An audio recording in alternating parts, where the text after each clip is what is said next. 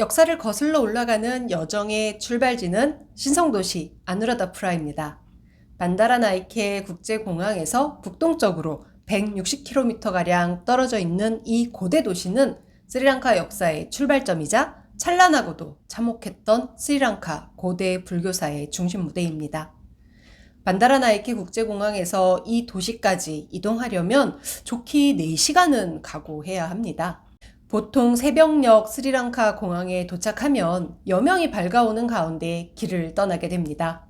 마치 두꺼운 역사 속에 몸을 감추고 있던 스리랑카가 서서히 그 모습을 드러내듯 오래전 보물섬이라고 불렸던 이 작은 섬의 진짜 보물이 조금씩 어둠 속에서 그 모습을 드러냅니다.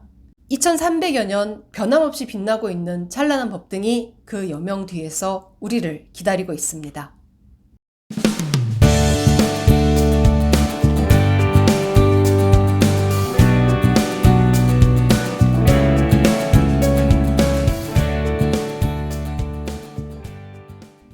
멀리 하얗게 빛나는 거탑이 보인다면 고대 스리랑카 싱할라 왕국의 첫 수도 아누라다푸라가 가까워졌다는 뜻입니다.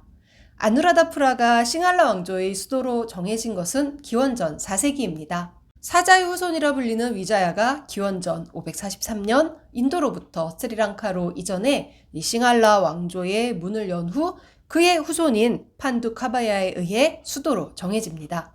그때부터 무려 1400여 년 동안 아누라다푸라는 싱할라 왕조의 심장부였습니다. 불국기를 남긴 5세기 중국의 법현 스님을 비롯해서 수많은 옛 기록에 이 도시는 등장합니다. 한결같이 아름답고 웅장한, 동시에 불법의 향기가 진하게 스며있는 전설의 도시로 이 스리랑카를 기록하고 있습니다. 왕은 성의 북쪽에 있는 자취 위에 큰 탑을 세웠는데 높이가 40장이었다. 금은으로 치장하였으며 온갖 보배로 합성하였다. 탑 주변에 한 승가람을 세웠는데 무해산이라고 불렸으며 5천여 명의 승려들이 있었다. 한 채의 불전을 세웠는데 그 문으로 새겨박았으며 모두 온갖 보배로 꾸몄다. 그 안에는 한 개의 청옥상이 있었는데 높이가 3장이 되었다. 전신은 칠보로 빛났으며 위험 있는 모습으로 엄숙하게 나타나서 말로 다할 바가 아니었다. 오른쪽의 손바닥 안에는 값을 매길 수 없는 한 개의 보배 구슬이 있었다. 이 기록 속에서 법현 스님이 언급하고 있는 탑과 불전이 정확히 어느 곳을 이야기하는지는 알 수 없습니다. 다만 탑 주변의 승가람을 무해산이라고 불렀다는 점에서 아마도 아부하야기리 다고바, 즉 무해산사파의 중심지를 이야기하는 것이 아닌가 추측됩니다. 하지만 아누라다푸라의 외곽에서도 확연히 눈에 띄는 가장 큰 거탑은 아부하야기리 다고바가 아니라 높이가 55m에 달하는 루안 웰리사야 다고바라고 불리는 탑입니다. 이 고도 아누라다푸라에는 이 탑 말고도 높이가 수십 미터에 달하는 거탑들이 즐비하게 산재해 있습니다. 모두 짧게는 수백 년, 길게는 2000여 년의 역사를 자랑하는 스리랑카 역사의 산 증인들입니다. 후대인들은 정성스럽게 이 탑들을 보살피며 지금까지도 경배를 이어오고 있습니다. 이 장대한 아누라다푸라의 역사, 특히 불교사의 첫 장은 아누라다푸라에서 동쪽으로 12km 떨어진 야트막한 바위산 미인탈레에서 살펴봐야 할 것 같습니다. 미인탈레는 마힌다의 언덕이라는 뜻입니다. 마힌다는 스리랑카 불교사의 서막을 연 스님의 이름입니다. 그보다는 인도의 법왕으로 불리는 아쇼카 왕의 아들이라는 설명이 보다 쉽게 와닿을 것 같습니다. 아쇼카 왕의 아들인 마힌다 스님에 의해서 불교가 전래된 이 스리랑카 불교사의 시작에 관한 기록은 고대 역사서인 마완사에 등장합니다. 기원전 3세기 인도의 마우리아 왕국을 다스린 아쇼카 왕은 재위 기간 동안 모두 9차례에 걸쳐 외국으로 전법사를 파견한 법왕으로 유명합니다. 이때 파견한 전법사 중에는 아쇼카 왕의 아들이자 20세에 출가한 마힌다 스님도 포함되어 있습니다.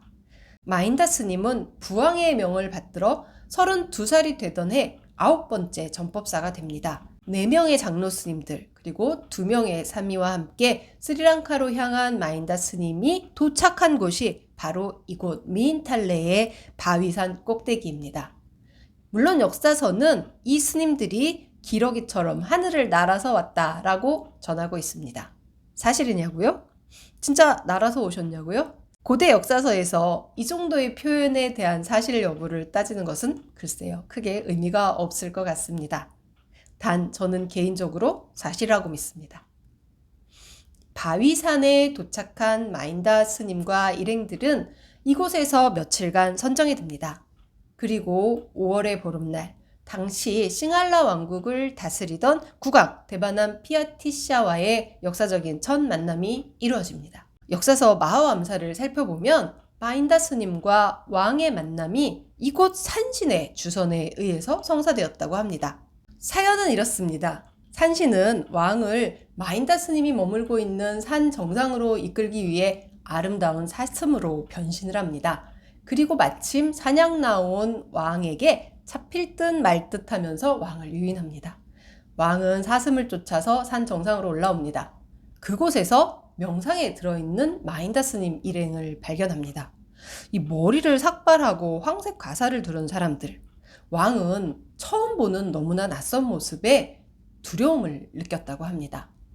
하지만 왕을 본 마인다 스님은 부드러운 목소리로 왕을 부르죠. 왕은 그 목소리에 용기를 얻고 묻습니다. 왜 이곳에 있는지 그리고 누구인지를요. 마인다 스님은 왕의 물음에 대답하는 대신에 오히려 질문을 던집니다. 그렇게 두 사람의 일문일답이 시작됐습니다. 먼저 마인다 스님이 옆에 있는 나무를 가리키며 질문을 던집니다. 이 나무의 이름은 무엇입니까? 왕이 대답하죠. 이 나무는 망고나무라고 불립니다. 마인다 스님이 다시 묻습니다. 이 망고나무 말고 또 다른 망고나무가 있습니까? 왕이 대답합니다. 이곳엔 망고나무가 많이 있습니다. 그럼 이 망고나무들 외에 또 다른 나무가 있습니까? 망고나무 외에도 많은 나무들이 있습니다. 왕이 이처럼 대답하자 마인다 스님이 마지막 질문을 던집니다. 망고나무들과 망고 아닌 나무들 외에 또 다른 나무가 있습니까? 왕은 잠시 생각에 빠집니다. 이 망고나무가 있을 뿐입니다. 이것이 바로 마지막 왕의 대답이었습니다. 왕의 대답을 들은 마인다 스님이 만족스러운 표정을 지으면서 다음 질문을 던집니다. 왕에게는 친척들이 많이 있습니까? 예, 친척이 많습니다. 그렇다면 친척 외에 사람들이 있습니까? 네, 친척 외에도 이곳에는 많은 사람들이 있습니다. 그렇다면 친척과 친척 외의 사람들 말고 또 다른 사람들이 있습니까? 역시나 왕은 잠시 고민에 빠집니다. 그리고 대답합니다. 오직 저 자신만이 있을 뿐입니다. 마인다 스님은 이번에도 왕의 대답에 흡족해 했습니다. 자, 이 질문은 과연 무엇일까요? 마인다 스님은 데바남 피아티샤 왕이 과연 부처님의 가르침을 받아들일 수 있을 만큼 충분한 지혜를 갖추고 있었는지, 요즘 말로 하자면 면접 시험을 본 겁니다. 그리고 그가 지혜로운 인물임을 간파한 겁니다. 마인다 스님은 그 자리에서 왕에게 상적 유소경을 설했습니다. 그리고 마인다 스님의 예상대로 왕은 곧 바로 불교에 귀의했습니다. 왕은 마인다 스님을 수도 아누라다푸라로 초청해서 큰 법회를 열었습니다. 왕비와 신하, 백성들이 부처님의 가르침을 받아들였습니다. 그 숫자가 무려 8,500명에 달했다고 합니다. 왕은 귀족의 자제들을 선발해서 마인다 스님으로부터 계를 받게 했습니다. 마침내 스리랑카에 최초로 여법한 승단이 구성된 겁니다. 그런데 역사는 또 하나의 이야기를 전하고 있습니다. 아쇼카와 데바남 피아티샤가 오래전부터 서로 알고 있었다는 거죠. 마인다 스님이 등장하기 전 마하암사의 보다 앞장을 살펴보겠습니다. 이 데바남 피아티샤는 즉위 후에 곧바로 아쇼카 왕에게 사신을 보냈습니다. 각종 진귀한 보석이 우호의 선물로 전해졌죠. 그 둘은 서로 만난 적이 없지만 이미 오랜 친구였다고 합니다. 아쇼카 왕 하면 여러분도 아시겠지만 최초로 인도를 통일한 그야말로 걸출한 인물이었으니 그 이름이 이곳 스리랑카에도 널리 알려져 있음을 상상하기는 그리 어렵지 않은 것 같습니다. 하지만 언제부터 이들이 친구였는지, 그리고 무엇보다 이때 데바남피아티시아가 아쇼카 왕에게 불법의 전례에 관해 요청을 했는지는 확실하지 않습니다. 하지만 아쇼카는 데바남피아티시아의 정성스러운 선물에 대한 화답으로 그야말로 더 귀한 선물을 보내게 됩니다. 바로 삼보에 귀의할 것을 권한 것이죠. 그 회신은 이렇습니다. 나는 삼보에 귀의했습니다. 나는 석가모니 부처님에 대한 믿음 속에서 당신에게 우바세의 신분이 될 것을 권합니다. 또한 삼보에 대한 믿음으로 당신의 마음을 가득 채우고 붓다에 대한 믿음에 귀의하십시오. 인도의 사신으로부터 아쇼카 왕의 권유를 받은 데바남피아티시아는 다시 한번 즉위식을 거행했다라고 역사서는 기록하고 있습니다. 즉 새로운 왕으로 다시 거듭났다라는 의미로 해석할 수 있겠죠? 아쇼카의 전법사, 즉 마인다 스님이 스리랑카에 도착한 것은 그로부터 약 한 달 후라고 합니다.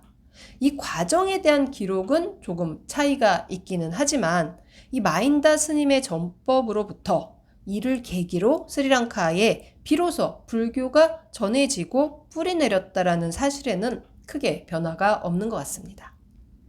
하지만 스리랑카의 불교가 처음 전해진 것이 이때에 이르러서다라고 단정하기에는 약간 꺼림칙한 면이 있습니다. 스리랑카의 가장 오래된 역사서 뒷바암사는 석가모니 부처님이 성도한 지 9개월 만에 바로 이곳 스리랑카를 처음 방문하셨다고 기록하고 있습니다.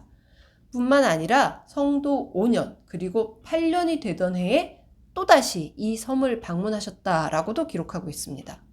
석가모니 부처님은 이 스리랑카를 방문하실 때마다 법문을 설하셨고요. 방문의 증표로 머리카락을 주시기도 했다고 합니다. 불교가 처음 전해진 시기가 이 마인다 스님의 전법보다 무려 300여 년 이상 앞선다는 거죠. 특히 이 세 번째 방문은 스리랑카 수도 콜롬보에서 멀지 않은 켈라니아 지역을 다스리고 있던 왕의 요청에 의해서 이루어졌다고 하고요. 당시 왕은 부처님께서 설법을 하실 수 있도록 백색 의자를 만들어서 공양했다고 합니다. 그러니 부처님의 가르침이 처음 전해진 것이 마인다 스님에 의해서가 아니다라는 이야기를 하고 있는 것 같습니다. 하지만 학자들은 왜 마인다 스님의 전법을 스리랑카 불교의 출발점으로 볼까요? 그것은 불법을 배우고 수행하면서 전할 수 있는 주체, 즉 승가의 구성과 관련이 있는 건 아닐까요? 부처님이 직접 방문하시고 설법하셨지만 가르침을 전하고 수행할 승가가 구성되었다는 기록은 없습니다. 계를 전했다는 기록도 출가자가 나왔다는 기록도 없죠.